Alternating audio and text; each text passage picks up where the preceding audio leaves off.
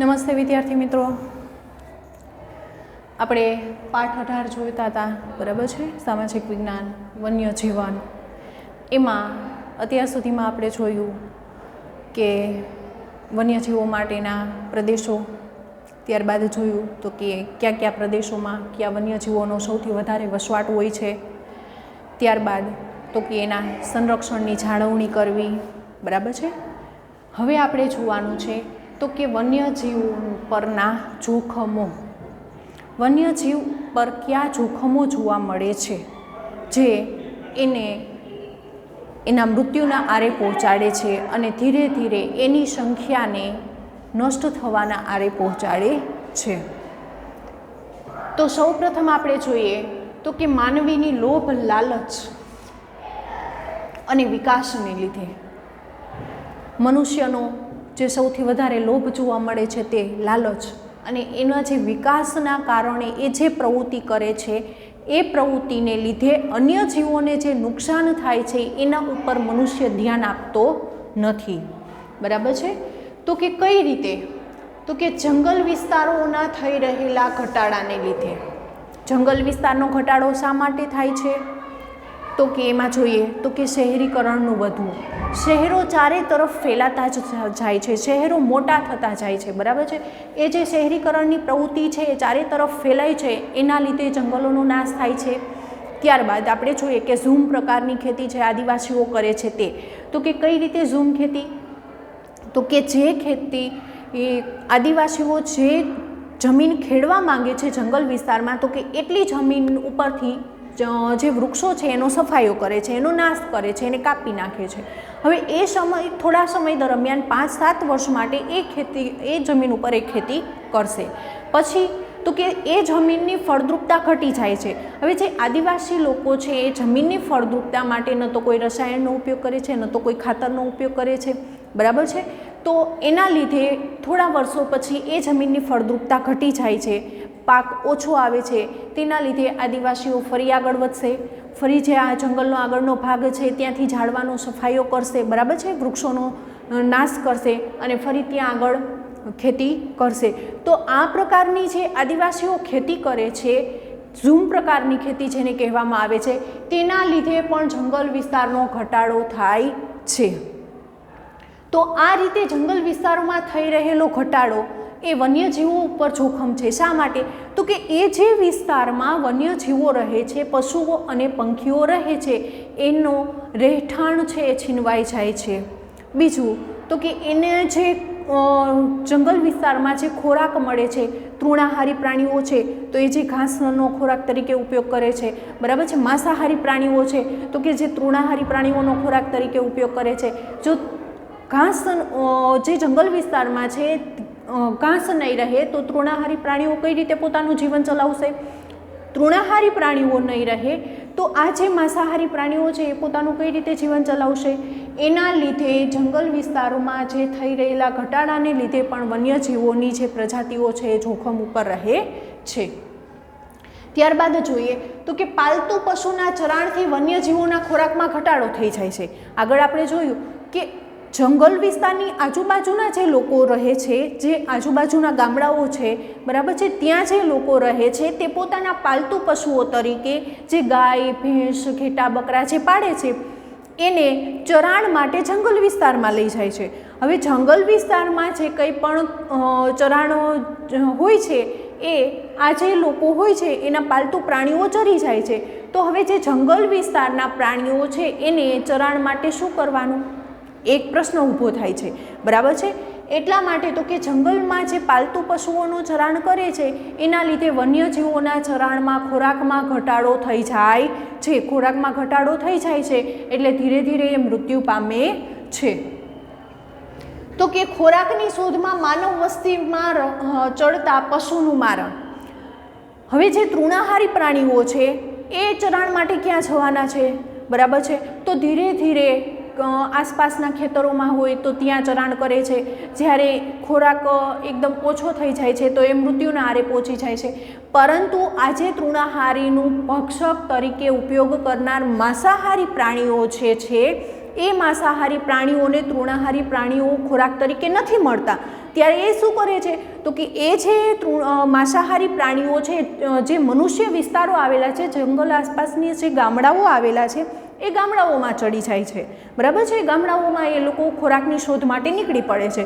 હવે એ જે ખોરાકની શોધ માટે નીકળી પડે છે માનવ વસ્તીમાં, ત્યારે શું થાય છે તો કે આપણે ઘણી વખત ન્યૂઝપેપરમાં વાંચીએ છીએ, ટીવીમાં ન્યૂઝમાં જોઈએ છીએ, બરાબર છે, કે નાના બાળકોનું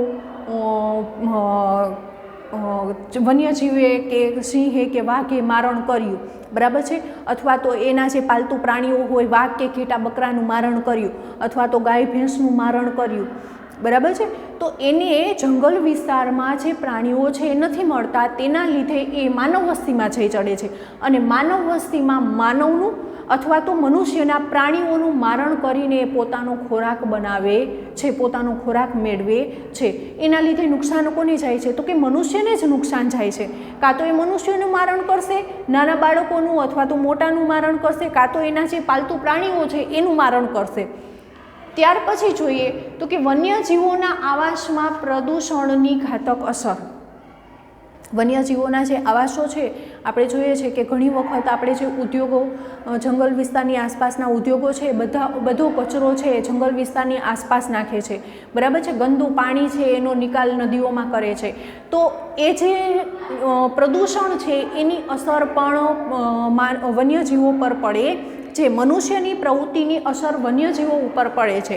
તો કે એ જે જંગલ વિસ્તારની આસપાસ કચરો ઠાલવે છે એ ક્યારેક એના ખાવાના લીધે પણ વન્યજીવો છે મૃત્યુ પામે છે, અથવા તો જે નદીઓનું જે દૂષિત પાણી હોય છે કેમિકલવાળું, એ પીવાને લીધે પણ વન્યજીવો મૃત્યુ પામે છે.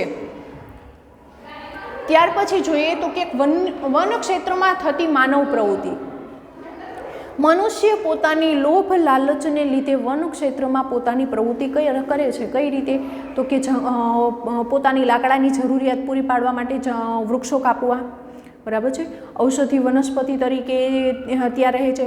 પછી જે શિકારનો શોખ હોય છે એ શોખની પ્રવૃત્તિઓ પૂરી કરવા માટે ઘણા બધા પ્રાણીઓનો શિકાર કરે છે.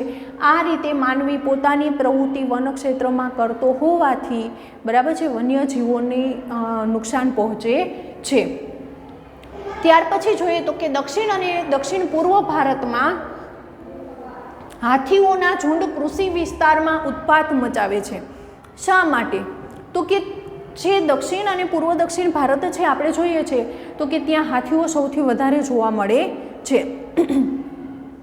હાથીઓ જોવા મળે છે તો કે હાથીઓ જે મનુષ્યના કૃષિ વિસ્તારિત જે જમીન છે ત્યાં શા માટે આવી પહોંચે છે તો કે જંગલ વિસ્તારોમાં માનવીની પ્રવૃત્તિઓને લીધે, બરાબર છે, એનો જે ખોરાક છે કે પાણી છે મળતું નથી, તેના લીધે ધીરે ધીરે માનવ વસ્તીમાં આવી પહોંચે છે.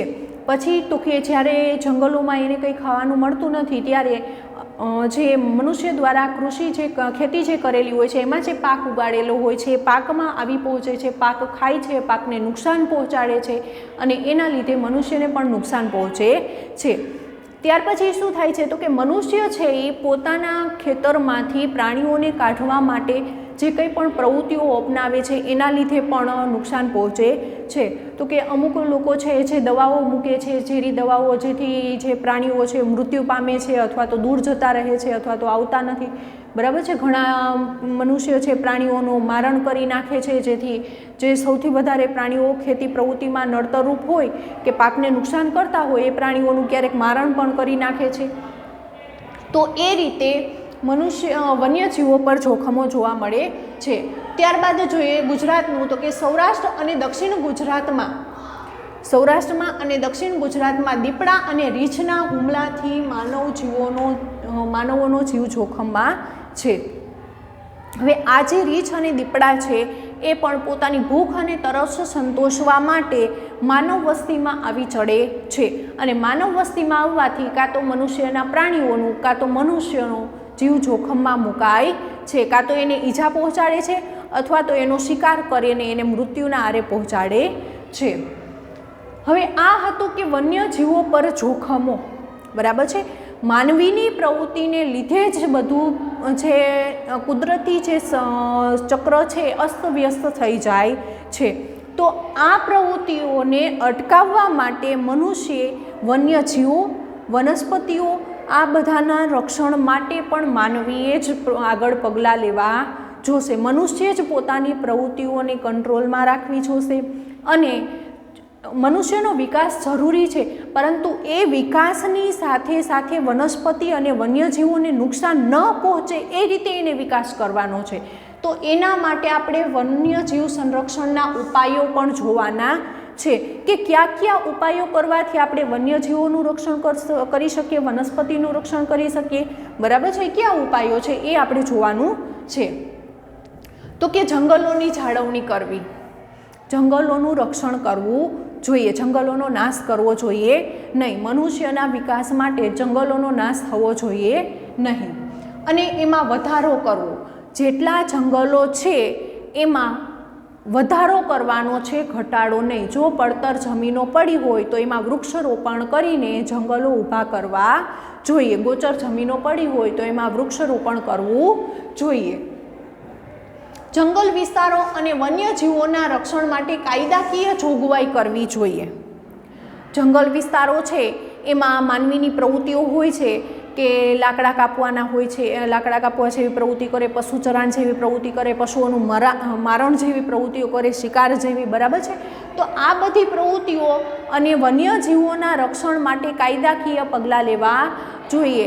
કે જો કોઈ પણ વ્યક્તિ વૃક્ષો કાપશે કે જે વન્યજીવો છે એનો શિકાર કરશે તો એને અમુક સજાઓ આપવી જોઈએ, જેથી આ પ્રવૃત્તિઓને આપણે અટકાવી શકીએ છીએ. ત્યારબાદ જોઈએ તો કે સામાજિક અને સ્વૈચ્છિક સંગઠનોએ જનજાગૃતિના કાર્યક્રમો કરવા જોઈએ. તો કે લોકોને આ બધી બાબતો સમજાવવા માટે સંમેલનો કરવા જોઈએ, શિબિરો કરવી જોઈએ. બરાબર છે? અને એના દ્વારા લોકોમાં વધારે ને વધારે જાગૃતિ આવે તેવા પ્રયત્નો કરવા જોઈએ, એવા કાર્યક્રમો કરવા જોઈએ, વૃક્ષારોપણના કાર્યક્રમો કરવા જોઈએ. બરાબર છે? જેના લીધે લોકોમાં જાગૃતિ આવે. હવે એ સિવાય તો કે શાળાના અભ્યાસક્રમમાં આ બાબત સમાવી ભાવિ નાગરિકોને જાગૃત કરવા જોઈએ. હાલમાં આપણે શું કરી રહ્યા છીએ? તો કે વન્યજીવોના રક્ષણ માટેના ઉપાયો શીખી રહ્યા છીએ. હવે આ જે ઉપાયો છે આપણે શા માટે શીખી રહ્યા છીએ? તો કે વન્યજીવોનું રક્ષણ કરવું એ આપણી ફરજ છે. હવે મોટા લોકો છે એને તો સમજાવી શકીએ, પરંતુ બાળકોને આપણે એ જે શાળાનો અભ્યાસક્રમ છે આપણા અભ્યાસક્રમમાં પણ સામેલ છે, આપણે જોઈએ છીએ. બરાબર છે? એ રીતે અભ્યાસક્રમમાં એડ કરવાથી આ બાબત તમે જે ભાવિ નાગરિકો છો દેશના, બરાબર છે, એને પણ સમજ આવશે કે આપણા માટે વૃક્ષો અને વન્યજીવો કેટલા મહત્ત્વના છે. દરેક જીવ સૃષ્ટિ ઉપર જે દરેક જીવ છે એ દરેક જીવ આપણા માટે કેટલું મહત્ત્વનું છે એ આપણે અહીંયા જે આપણા અભ્યાસક્રમ છે એના દ્વારા આપણે જાણી શકીએ છીએ. વિકાસલક્ષી યોજના પૂર્વે પર્યાવરણ અને જીવસૃષ્ટિને પડનારી અસરો તપાસવી જોઈએ. શું કહે છે કે મનુષ્ય પોતાને વિકાસલક્ષી કોઈ પણ યોજના બનાવે, પરંતુ એ યોજના બનાવ્યા પહેલાં, એ યોજનાનો અમલ કર્યા પહેલાં એ જોવું જરૂરી છે કે એના લીધે પર્યાવરણને તો ક્યાંય નુકસાન નથી પહોંચતું ને, કે વન્યજીવોને તો ક્યાંય નુકસાન નથી પહોંચતું ને, એ જોવું એના માટે સૌથી વધારે મહત્ત્વનું છે.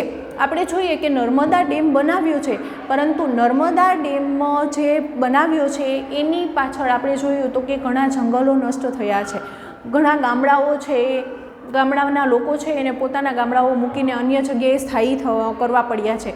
પરંતુ આ બધી બાબતો શું છે તો કે લોકો તો સ્થાયી થઈ જશે, એને તો સરકાર સુવિધા પૂરી પાડશે, પરંતુ જે વનસ્પતિ છે, પશુઓ છે, પંખીઓ છે, એનું શું? બરાબર છે? તો એ જે જંગલો નષ્ટ થયા છે એના લીધે એમાં રહેનારા પ્રાણીઓ અને પક્ષીઓ, એમાં જે જંગલોમાં જે અમુક વનસ્પતિઓ હતી તે બધું પણ નષ્ટ થયું છે. તો આ જે પ્રવૃત્તિ હતી, જે નર્મદા જે ડેમ છે એ કોના માટે બનાવ્યો છે? તો કે મનુષ્યોને પાણીની જરૂરિયાત પૂરી કરવા માટે બનાવ્યો છે. હવે એની પાણીની જરૂરિયાત પૂરી થઈ છે, એની પાછળ ભોગ કોનો લેવામાં આવ્યો છે? તો કે ઝાડવાઓ, વૃક્ષો, પશુઓ અને પંખીઓનો ભોગ લેવાયો છે. તો કે માનવીની કોઈ પણ વિકાસલક્ષી યોજના હોય એમાં હંમેશા પર્યાવરણ અને જીવસૃષ્ટિની કોઈ પણ અસર ન પહોંચે તે પહેલાં જોવું જોઈએ. કોઈ પણ યોજનાને અમલમાં મૂક્યા પહેલાં બે બાબતોનું ધ્યાન રાખવું જોઈએ. ત્યાર પછી આપણે જોઈએ તો કે કોઈ પણ જગ્યાએ વૃક્ષો કપાતા અટકાવવા જોઈએ. હવે એવું જરૂરી નથી કે જંગલમાં જ વૃક્ષો ન કાપવા જોઈએ.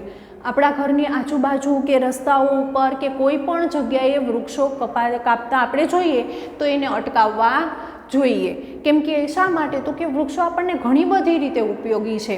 હવે એ વૃક્ષ કાપવાથી ઘણા બધા પક્ષીઓનું રહેઠાણ પણ નષ્ટ થઈ જાય છે. એટલા માટે વૃક્ષો કાપતા અટકાવવા જોઈએ. બીજું તો કે વૃક્ષો આપણને કયો વાયુ પૂરો પાડે છે? તો કે ઓક્સિજન વાયુ પૂરો પાડે છે. અને આપણે જે ઉચ્છ્વાસમાં કાઢીએ છીએ એ કાર્બન ડાયોક્સાઇડ વાયુને શોષણ કરી લે છે. તો એ માટે પણ તો કે આપણને એ સિવાય તો કે ઘણી બધી રીતે વૃક્ષો ઉપયોગી છે, જે આપણે પાઠ 16માં જોયું હતું. તો એટલા માટે કોઈ પણ જગ્યાએ વૃક્ષો કાપતા અટકાવવા જોઈએ. પછી કોઈ જાહેર સ્થળ હોય કે રસ્તાઓ હોય કે આપણા ઘરની આજુબાજુનો કોઈ પણ વિસ્તાર હોય, ગમે તે વ્યક્તિને વૃક્ષો કાપતા અટકાવવા જોઈએ. યાયાવર અને જળાશ્રયી પક્ષીઓ માટે યાયાવર જે આપણે જોઈએ છે કે શિયાળા દરમિયાન બહારના દેશમાંથી ભારતમાં આવે છે. શા માટે? તો કે ભારત છે એ સમશીતોષ્ણ કટિબંધમાં આવેલો દેશ છે, બરાબર. સમશીતોષ્ણ કટિબંધમાં આવેલો દેશ હોવાથી ઠંડી અને ગરમી કેવી હોય છે?